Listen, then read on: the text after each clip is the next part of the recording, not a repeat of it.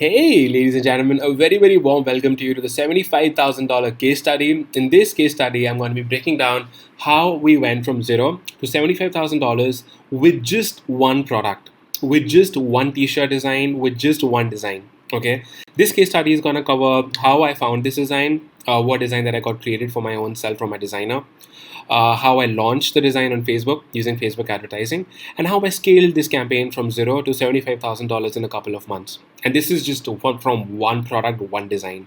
Okay. Now let's begin with research. Now, to do my design research, to do my t-shirt design research, I always go to Etsy. So after I went to Etsy, I searched for mom to son. In here, because I wanted to promote something that people can give to each other. You can replace this with mom to son, mom to, or let's say son to mom, or dad to daughter, or mom to daughter, or daughter to mom. You can replace this with whatever relationship you want. Now, while I was doing my research, I found this design. And I shortlisted this design because I liked it. And I asked my designer to create something similar and better. And what you see on the right is what he created for me. I paid my designer almost $7 to to create this design for me. And if you see, I know that black t-shirts sell the most, so I asked him to create the design in white so that it looks good in black. And then I just uploaded this design on my website, on my Shopify store. And my Shopify store is connected with my supplier, with my fulfillment partner who's based out of United States of America.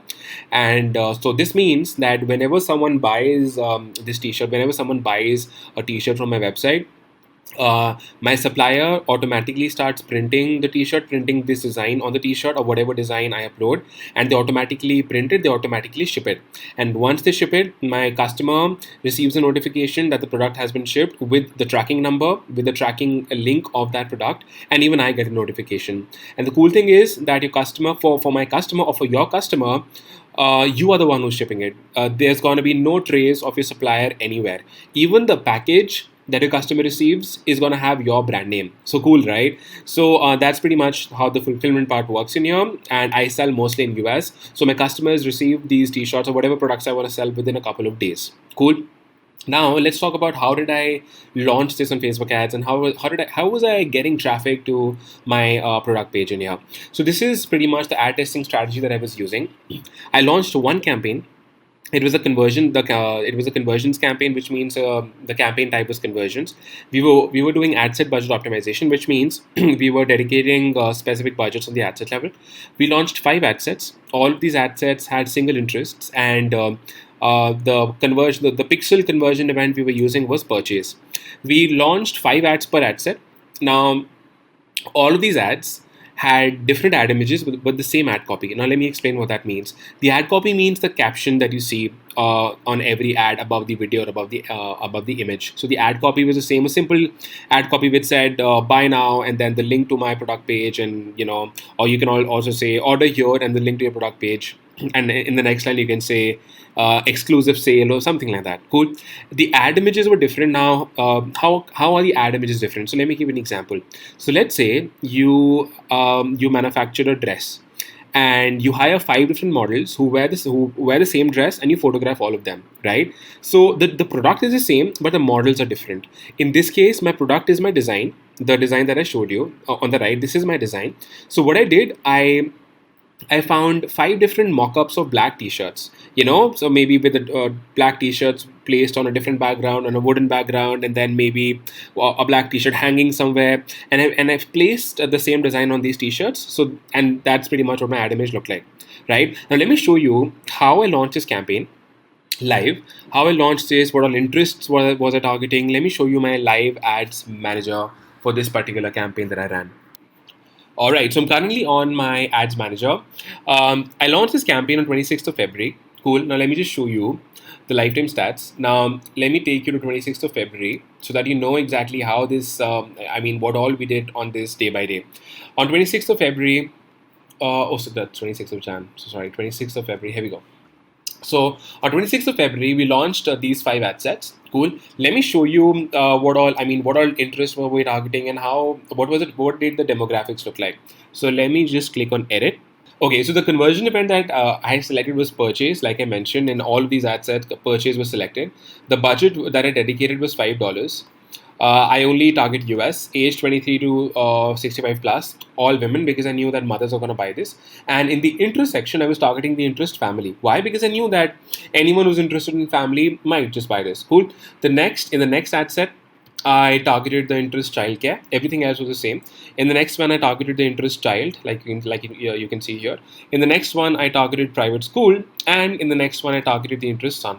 That's it, right? And now with every ad set that we were running, every ad set had 5 ads associated. Now, if you can see, all of the design on all of these ads is the same, but the models are different. If you can notice that, that's with a wooden background, that's on the back, on the front, someone's with fingers. I found all these images on Google. You can find all images like these or similar images on Google.com. Cool. Now, once I did this, like if you can see this, let me just show you this campaign. Like from 26th to let's say 29th, we did almost 14 sales. Yeah, we did almost 14 sales. Then in the next month in March, we did almost $4,000 in sales on this one. And then in the month of April, we did $1,000 on this particular campaign. Now, this is how Facebook ads work. Now, once you cross, let's say, 50 sales or 100 sales on a particular campaign, you can scale it using what I call lookalike audiences. Now, lookalike audiences, no, this is not what I call lookalike audiences. That's what they're called. Facebook calls them lookalike audiences. So, Facebook allows you to, they find you, people who look like your existing customers. Like let me give an example. So once I cross, let's say 50 sales on this particular product of mine, I can create something called lookalike audience, a lookalike audience, so Facebook would find me more people who are similar to the people who've already purchased from me, or the people who came to my product page, or people who added this product to the cart. And there are different events that you can select. The events that I select are people who purchased, people who add the product to the cart, and people who initiated checkout, or people who just came on my product page. Cool. So I created lookalike audiences, and I launched a lookalike audience campaign of the same design on 19th of March. So let me take you to 19th of March. Here we go. I launched this on 19th of March. Now, day one was not really good because I spent this much, made this much, was not profitable. But eventually, let's see what happened in the next 7 days. In the next 7 days, the results started to improve, and then let's see what happened in the next 1 month. In the first 30 days, we did $3,000. Let me take you to this campaign. So I launched all of these lookalike audiences in here. In the month of March, from 19th to 31st, we did this much. We did almost $1,000 in sales. Then in the month of April, in the same campaign, we did $10,000 in sales. In the month of May, we did $41,000 in sales. So it's a process. It's a compound effect. It's like a compounding effect. It's like a domino effect. You just be patient and keep launching, keep testing. So in this way, if I show you the lifetime stats, I launched another lookalike audience campaign on 18th of May, then another lookalike audience campaign on 16th of June. And if you can see, did $5,000 in this one, did $56,000 in this one, $10,000 in this one, and $900 in this one. Now, this is a graph, it's like the graph going up and then going down. And that's how the life cycle of a product looks like. Your product is not going to sell all the time. It's not going to sell, for a decade. Every product has a life cycle. So this particular campaign went on from Feb. So that's February, March, April, May, June. So March, April, May, June. So for 4 months almost, I promoted this campaign and did almost more than $75,000 in this particular campaign. Facebook does not track all the sales. So that's actually way more than that. And this is pretty much how we did it. And while we were scaling this, I was also launching more and more designs on the side. My team and I, we were launching more and more designs on the side because we never depend on just one design. So what this case study is about is just one particular design and how we took it from zero to $75,000 in sales from scratch. And just like I showed you in this case study, my friends, I followed the exact same system to achieve results like these in my own e-commerce business. Like in the worst affected COVID-19 months, we did $390,000 in one single month. I've had $32,000 days, $21,000 days. Last November was $321,000 for us. The first 9 months of my business, we did $1.4 million in sales. If you want to build your own POD business, my team and I, we can help you. All right, if you want to build your own POD business and have results like these, and start your own journey of entrepreneurship, building a print on demand. By POD, I mean print on demand, a POD dropshipping business. We can really help you with that. results that our mentorship clients have been able to get. So we've helped thousands of people all around the world, in India and even outside India, achieve results like these. Now, what you see on the screen right now are all the different results that people in our community have been able to get.